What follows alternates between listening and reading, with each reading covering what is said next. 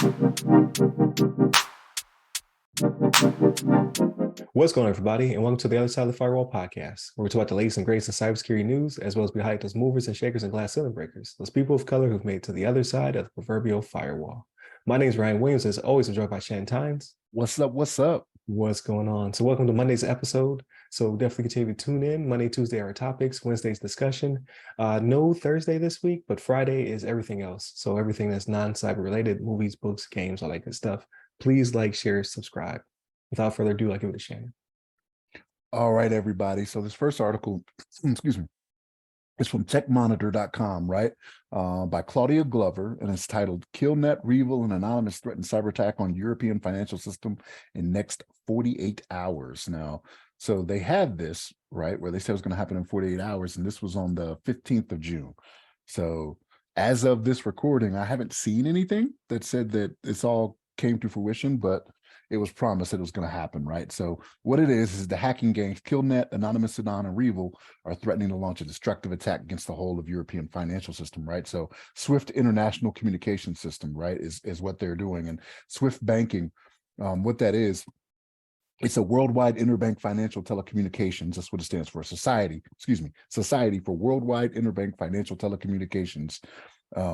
It's a cooperative that provides safe and secure financial transactions for its members, right? So what this is going to have a huge effect, right? Because there's a lot of people that deal with this, right?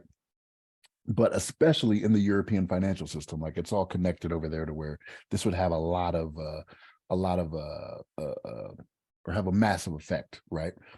So they're promising this, and here's the thing. So we've talked about REvil before. We've talked about Killnet. We talked about Anonymous Sudan last week. Actually, we brought that one up. But guess what country these are tied to?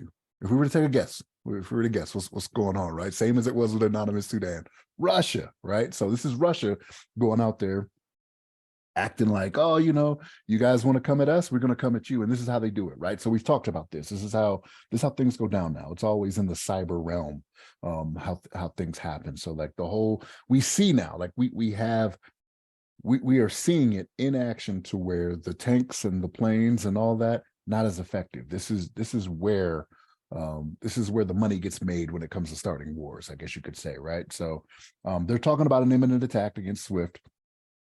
And again, this all started after Ukraine, like Russia going into Ukraine and then getting all the negative publicity they were getting. So now some people are saying, okay, this seems a little far-fetched. This is going to happen, right? So this can't happen like this. But there's a lot of people out there that are saying, hey, we should probably take this a little more serious because it is Russian backed, right? They think it's the GRU over in Russia that's actually making this happen. So you got to be careful with this, right? So it's one of those things where, again, this is how people get down now. Like they do the cyber attacks, and then they want to do the ransoms, and they want to ask for all this money to to bring everything back like it needs to be. But these hacking gangs are already very well known, right? So like we've talked about REvil, we talked about Anonymous Sudan, which when I first saw this, like I read the article and I read it as like Anonymous was doing this. So we've all seen Anonymous, right? So I don't know if Anonymous Sudan is an offshoot of Anonymous, because Anonymous usually when they do whatever they do, they're kind of hacktivists, right? Like it's usually they usually step in when government is getting too big, right? Is what they end up doing. It's not usually for one country, one foreign state to go out there and take control or do something along those lines. At least that's what I've been paying attention to, but I could be wrong on that. So I don't know if Anonymous Sudan is a part of the Anonymous that I'm thinking about, those ones that just don't want big government, but it could be. But yeah, banking system, that's what they're going at, right? So they're not going after weapons or anything. They're just trying to cause a ruckus over there, you know what I mean? But Ryan, what's your thoughts on this? Yeah, so I think they are I don't know, like affiliated, so to speak, because in the video it has the guy in the Guy Fawkes mask. So either they're copying Anonymous that we think of, or they're like cousins of some sort, some kind of offshoot or partner within. But yeah, I think you're mostly correct though. Like it seems to be propaganda from the Russian side, because it's so based on EU's interference, so like what they're calling EU's interference in Ukraine. So it's hacktivism, but it seems to be state sponsored as opposed to just like people who think they're the good guys pushing out stuff trying to inflict damage or to inflict ideology on one country over another. So, but yeah, the reason I put it out there is because like not that I want the attack to happen, but I thought we would get ahead of this one because they had already announced, which I thought was atypical, right? Typically, you would claim the attack, you wouldn't tell everyone you're going to do it because now they're going to put in the hopefully mitigating measures to stop you from doing it. But so far, and nothing has happened. I checked all of the websites, and I didn't see anything that had kicked off or been done. But by the time people hear this on Monday, it could have like maybe it just didn't happen within our time frame, right? We record all this stuff on Sunday, so we'll see if we're ahead of the game or not, and then we can do another one next week to talk about what damage was done.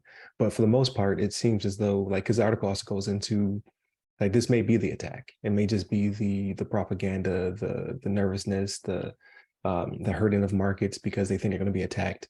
Like so, it could just be pushing the message out, and then outlets or ourselves like instilling fear in the public by saying, "Oh, this is going to happen." Like, "Oh, REvil is back," because remember they died in 2022. I think it was not only was the U.S. battling them, but I think Russia also that was the shut them joint down. one. Yeah, well, yeah. Yeah, Russia was like, no more of this. You guys are causing too much attention. It's getting too hot over here. You got to shut down. So, because the article also says that they may not even exist anymore. Like this could just be them saying they're partner of REvil because REvil has a name that instills fear. At least it used to. So, there's a lot to unpack. But that's one of those things where I think like, can we honestly say that you get rid of a cyber gang like that? Like somebody else will just take their place, right? It's like Hydra. Right. You cut off one head, it just sprouts back two, right? Like that's kind of how it goes. So I don't know. Like even though they did have that joint task force thing they did, and it was 2022, you said, right? Yeah, it's 22. Yeah. So like even though they had that, like that may have brought them down some, but like it's not like they totally like not everybody was caught. You know what I mean? Like you can't sit here and say everybody was caught. So the next man up, right? Like you may have taken out, the top if they have this type of structure, the top 5 guys, but number 6 is like, hey, I'm a zealot. I believe we should be out here Right. financial system. Or independent contractor, and he went work for another gang. Just all right, moving on. So, but yeah, I guess we will see. We're still within the 48 hours. So by the time you hear this, we'll be in 72-hour land. We'll see if anything transpired.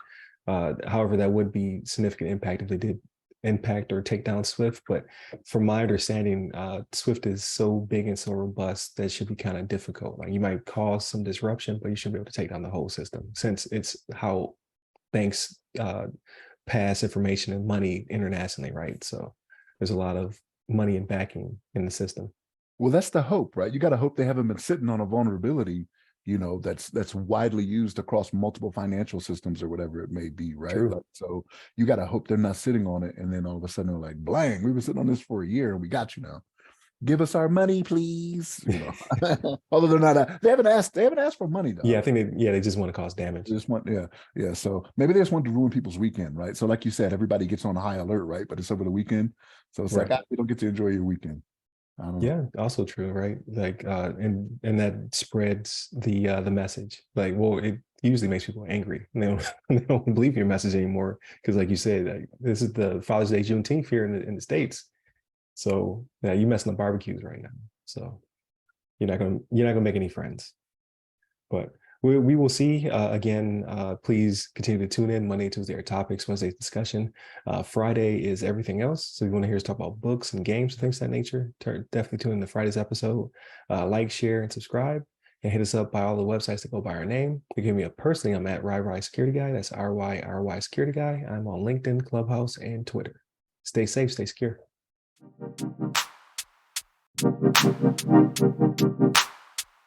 Thank you.